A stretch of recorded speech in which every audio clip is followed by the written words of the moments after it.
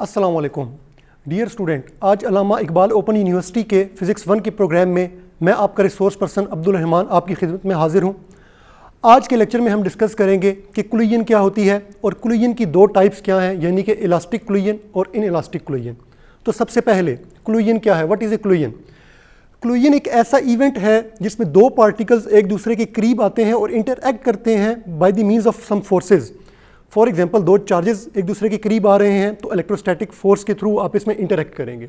तो आइए उसके लिए सबसे पहले हम एक डेफिनेशन देखते हैं। The term collision represent an event during which two particles come close to each other and interact by means of forces. इसकी एग्जांपल ऐसे है कि दो पार्टिकल्स हैं, दो मैसेज हैं, एक M1 और एक M2। ये एक दूसरे के करीब आए हैं और इंटरैक्ट कर रहे हैं फोर्सेस F21 और F12 के साथ। इस फिनोमिना को हम कहते हैं ये एक कोलिजन है।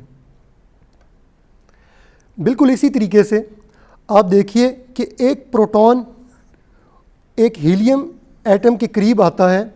Since both are positively charge, दोनों के ऊपर चार्ज पॉजिटिव है, तो ये एक दूसरे को इलेक्ट्रोस्टैटिक फोर्स के थ्रू आपस में रिपेल करेंगे।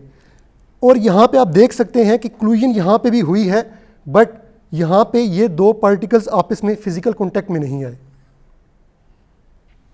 सो अभी आपने देखा कि कोलिजन क्या है। जब दो पार्टिकल्स एक दूसरे के करीब आते हैं और किसी फोर्स के थ्रू वो आपस में इंटरैक्ट करते हैं तो वो कोलिजन कहलाती है। तो सबसे पहले हम ये देखते हैं कि इलास्टिक कोलिजन क्या है, उसकी क्या प्रॉपर्टीज़ हैं और किस कोलिजन को इलास्टिक कोलिजन कहा जाएगा। तो आइए उसके लिए एक स्लाइड देखते हैं। इलास्टिक कोलिजन एक ऐसी कोलिजन है जिसमें टोटल काइनेटिक एनर्जी और मोमेंटम कंजर्व रहेगा किसी भी सिस्टम का।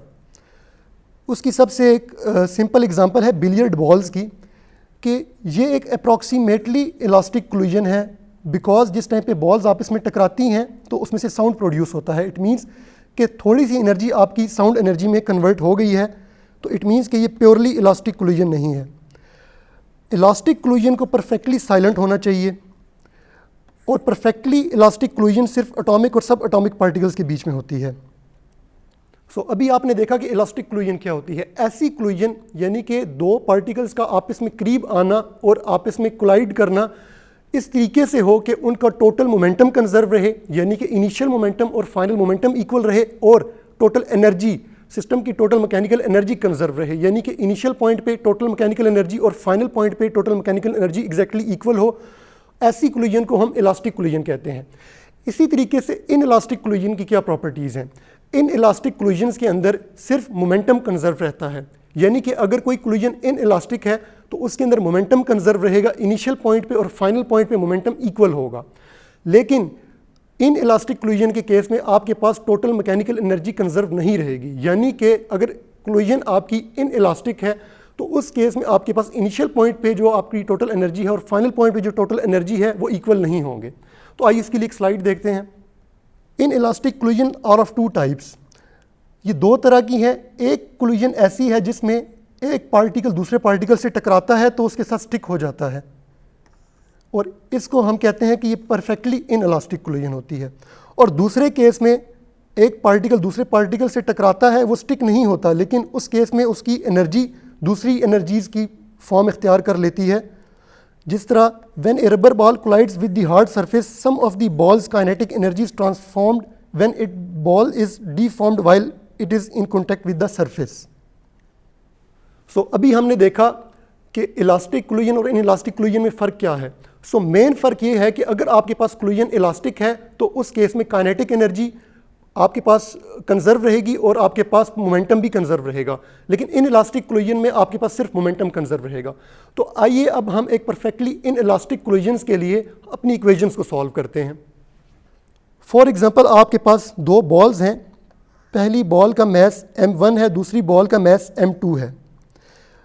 पहली बॉल वेलोसिटी v1i के साथ पॉजिटिव x एक्सिस में जा रही है, और इसी तरीके से दूसरी बॉल M2 एक वेलोसिटी v2i के साथ इसके ऑपोजिट डायरेक्शन में आ रही है। थोड़े टाइम के बाद ये बॉल्स जब आपस में टकराएंगी तो आफ्टर कोलिजन ये दोनों बॉल्स आपस में स्टिक हो जाएंगी और ये एक ख़ास वेलोसिटी vf के साथ पॉजिटिव x एक्सिस में मूव करेंगी। सिंस आप देख रहे हैं कि ये एक इन इलास्टिक कोलिजन है, तो इस केस में आपके पास सिर्फ मोमेंटम कंजर्व होगा, यानी कि फाइनल पॉइंट पे आपका मोमेंटम और इनिशियल पॉइंट पे आपका मोमेंटम इक्वल रहेगा। आप इनिशियल पॉइंट पे देखिए इसका मोमेंटम क्या होगा। सेपरेटली इस पार्टिकल का मोमेंटम होगा p i is equal to mass क्या है m1, वेलोसिटी किसके साथ मूव कर रहा है m1 vi। इसी तरीके से प्लस दूसरे पार्टिकल का मोमेंटम आएगा जो कि ये लिखा गया है, और फाइनल पॉइंट के ऊपर आप देखिए तो ये मैसेज कंबाइन हो गए हैं, यानी कि आप टोटल मैस को लिख सकते हैं m1 प्लस m2, और ये एक ख़ास वेलोसिटी vf के साथ मूव कर रहे हैं। तो इस तरीके से आपके पास ये फाइनल मोमेंटम आएगा और ये आपके पास इनिशियल मोमेंटम है। एक चीज़ आप याद रखिएगा कि कोलिजन के केसेस में आप हमेशा इंटरेस्टेड होते हैं फाइनल वेलोसिटी में, यानी कि आपकी बॉडीज़ की या पार्टिकल्स की final velocity in terms of initial velocity क्या है। तो आप यहाँ से देखिए कि आप vf को इसी साइड पे रहने दीजिए और इस वाली पूरी टर्म को आप इस साइड पे डिवाइड करवा दीजिए, तो आपके पास रिजल्ट आ जाएगा vf is equal to m1 v1i plus m2 v2i divided by m1 plus m2, यानी कि final velocity of bodies in terms of initial velocity for the perfectly inelastic collision इस तरीके से लिखा जाएगा। अभी हमने देखा कि किस तरीके से परफेक्टली इनइलास्टिक कोलिजन में आप final velocity of the system को in terms of initial velocity लिख सकते हैं। अब हम सेम केस को सॉल्व करेंगे for the case of elastic collision. जैसा कि मैं पहले बता चुका हूं कि इलास्टिक कोलिजन्स में आपके पास काइनेटिक एनर्जी और मोमेंटम दोनों चीज़ें कंजर्व रहेंगे। इट मीन्स कि हमारे पास जो आपके पास रिलेशंस आएंगे उसमें आप मोमेंटम का रिलेशन सेपरेटली लिखेंगे और काइनेटिक एनर्जी का रिलेशन सेपरेटली लिखेंगे। तो आइए उसके लिए स्लाइड देखते हैं। सेम केस है कि इस केस में एक मैस m1 वेलोसिटी vi के साथ पॉजिटिव एक्स एक्सिस में मूव कर रहा है, same mess m2 velocity v2i के साथ ऑपोजिट डायरेक्शन में मूव कर रहा है। ये आपस में कोलाइड हुए हैं इस तरीके से कि आफ्टर कोलिजन आपके पास मैस m1 उसकी ऑपोजिट डायरेक्शन में मूव कर रहा है और मैस m2 अपनी पहली डायरेक्शन की ऑपोजिट डायरेक्शन में पॉजिटिव एक्स एक्सिस की तरफ मूव कर रहा है।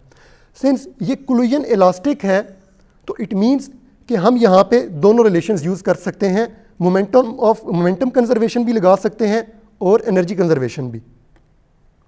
सबसे पहले मोमेंटम कंजर्वेशन लगाएं आप, तो देखिए कि पहले पार्टिकल की या पहली बॉडी की मोमेंटम क्या है m1 v1i, दूसरे बॉडी की मोमेंटम क्या है m2 v2i, और आफ्टर कोलिजन आपके पास पहली बॉडी का मोमेंटम है m1 v1f जो कि यहाँ पे ये है, और दूसरा है m2 v2f जो कि यहाँ पे ये है। इसी तरीके से अगर आप काइनेटिक एनर्जी की कंजर्वेशन लगाएं, एनर्जी कंजर्वेशन बिकॉज ये एक इलास्टिक कोलिजन का केस है,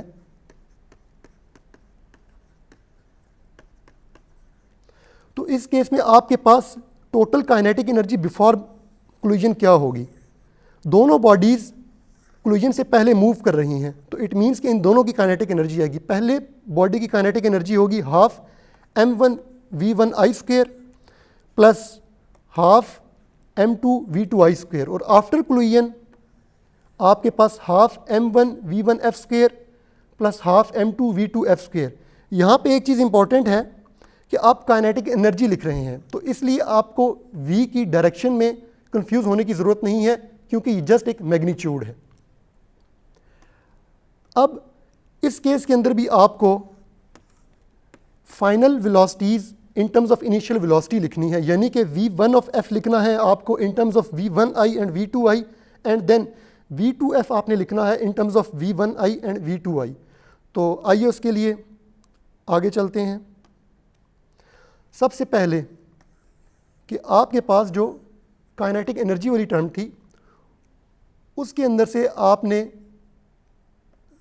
पहली बॉडी की जो इक्वेशंस हैं उनको एक साइड पे लिखना है, यानी कि वो लिखी गई थी इस तरीके से कि half m1 i v1i square plus half m2 v2i square is equal to half m1 v1f square plus half m2 v2f square. इस इक्वेशन के अंदर से आप V1 से जो सबस्क्रिप्ट से स्टार्ट हो रही है इक्वेशन को, उनको एक साइड पे कीजिए, यानी कि ये वाली इक्वेशन और ये वाली इक्वेशन एक साइड पे आ गई, और इसी तरीके से V2F वाली आप दूसरी साइड पे लिखेंगे। तो आपके पास इक्वेशन बनती है ये, यानी कि M1 V1I square minus V1F square is equal to M2 V2F square minus V2I square.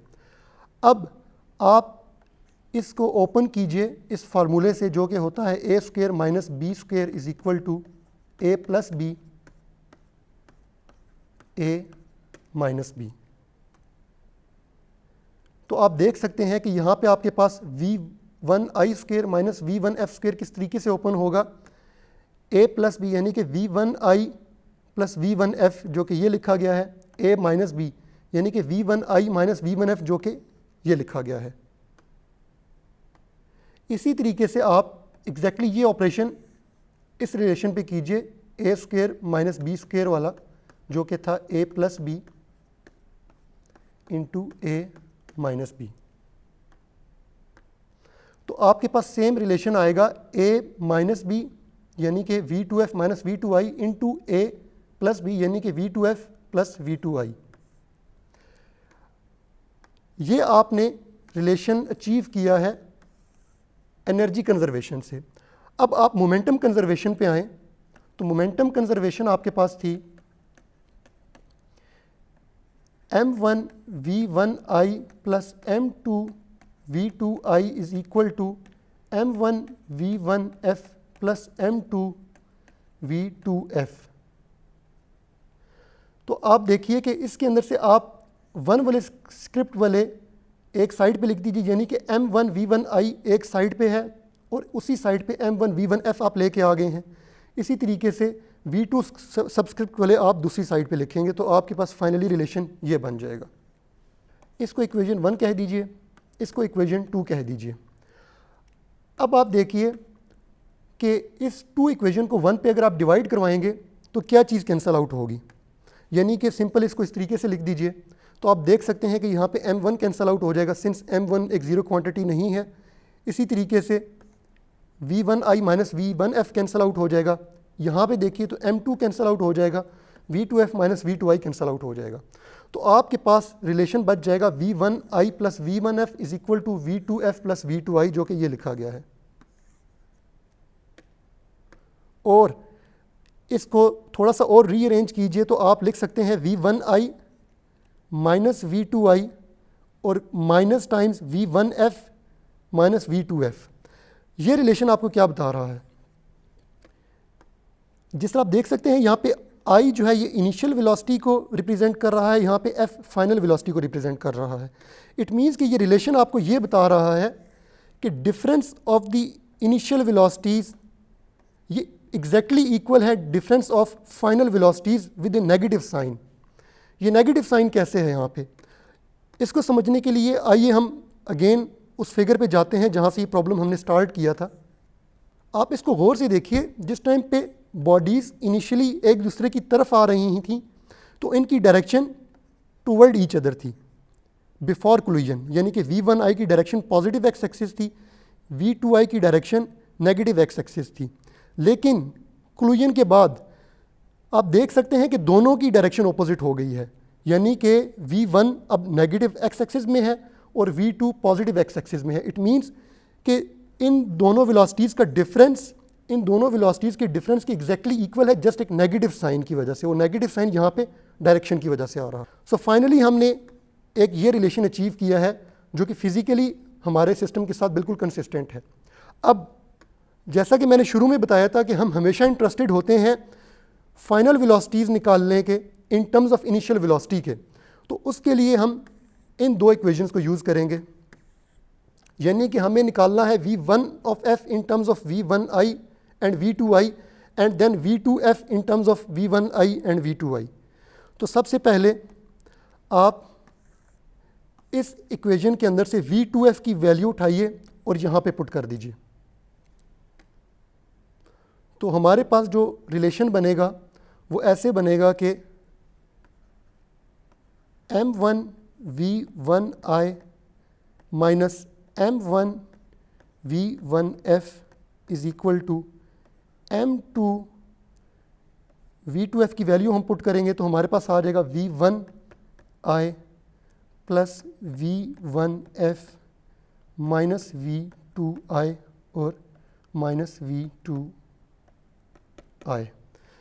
इस इक्वेशन को आप थोड़ा सा और रिड्यूस कीजिए तो आपके पास ये आ जाएगा m1 v1i minus m1 v1f is equal to m2 v2i plus m2 v1f minus 2 times m2 v2i, यानी कि फाइनली ये रिलेशन आपके पास बन गया है m1 v1i minus m1 v1f is equal to m2 v2i plus m2 v1f minus 2 m2 v2 of i। अब यहाँ से आपने सिर्फ v1 ऑफ f निकालना है, यानी कि आप in final velocity of first body देखना चाह रहे हैं। तो इसके लिए आप v1 ऑफ f को इक्वेशंस की एक साइड पे ले जाइए, यानी कि इसको इस तरीके से लिखिए आप कि आपके पास ये आ जाएगा m2 v1 of f plus m1 v1 of f, ये इक्वल आ जाएगा m1 v1i minus m1 minus m2 v2i minus 2 m2 v2i। और यहाँ से v1f अगर आप निकालेंगे तो उससे पहले आपको एक ये फैक्टर कॉमन लेना पड़ेगा v1 ऑफ f। इसको अगर आप यहाँ पे डिवाइड कराएंगे तो आपके पास जो रिलेशन बनेगा वो ये होगा, यानी कि v1 ऑफ f ये इक्वल आएगा m1 minus m2 divided by m1 plus m2 v1i के साथ, और इसी तरीके से ये आएगा 2m2 divided by m1 plus m2 v2i के साथ। यानी कि आपने पहला रिलेशन अचीव कर लिया है final velocity of first particle in terms of initial velocity. इसी तरीके से अगर आपको सेकंड पार्टिकल की फाइनल वेलोसिटी निकालनी है इन टर्म्स ऑफ इनिशियल वेलोसिटी, तो आपको बैक स्लाइड पे जाके इस इक्वेशन में से v2i की वैल्यू जो कि यहाँ पे आएगी v1i plus v1f is equal to minus times v2f। ये इक्वेशन आप उठा के पुट करेंगे यहाँ पे।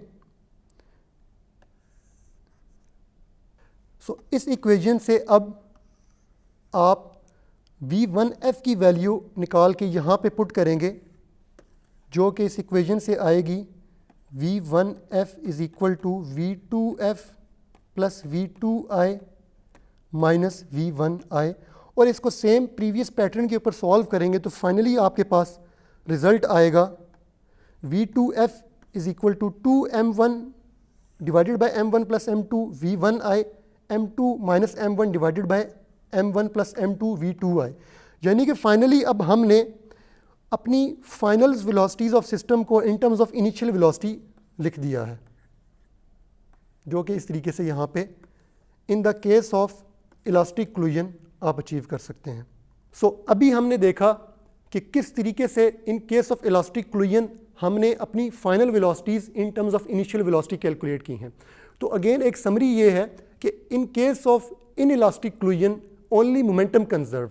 मैं लीनियर केस की बात कर रहा हूँ, अगर बॉडी लीनियर पोजीशन में मूव कर रही है, लीनियर डायरेक्शन में मूव कर रही है, तो इन इलास्टिक कोलिजन के केस में सिर्फ और सिर्फ मोमेंटम कंजर्व रहेगा। लेकिन इलास्टिक के केस में मोमेंटम के साथ उसकी काइनेटिक एनर्जी भी कंजर्व रहेगी, जिसको हमने यहाँ पे निकाल के देखा है। और हमने ये फाइनली ये दो रिजल्ट्स इसके अंदर ये अचीव किए हैं कि इन इलास्टिक कोलिजन के केस में final velocity in terms of initial velocity क्या होती है, और इसी तरीके से इलास्टिक कोलिजन के केस में final velocity in terms of initial velocity क्या होती है। तो इसी के साथ अपने रिसोर्स पर्सन अब्दुल रहमान को नेक्स्ट प्रोग्राम तक के लिए इजाज़त दीजिए। अल्लाह हाफिज़।